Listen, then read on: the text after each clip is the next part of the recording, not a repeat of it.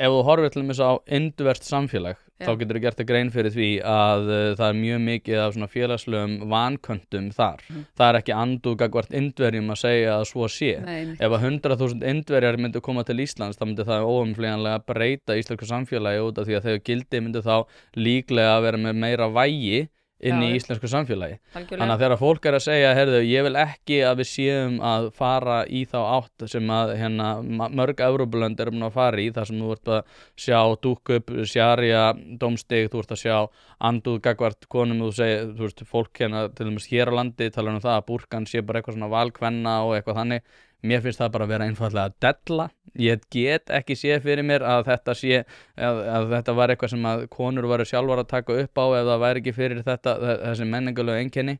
Þannig að þetta er það sem fólk er að hafa áhyggjur af, að hér komi eins og er í öllum Evrópulöndum mikill menningarlegur ágreiningur. Fólk er að tala að í Bretlandi munu koma til bara borgarastyrjaldar út af þessu menningarlegu átökum og það eru margir segja bara já, nei, þetta eru bara einhverja hægari podcast og eitthvað þannig. Ok, kannski, en fólk er samt að tala það. Já. Þannig að þetta eru áhyggjuna sem fólk held ég hefi sérstaklega hvað varðar svona menningarlegu afbrigðin.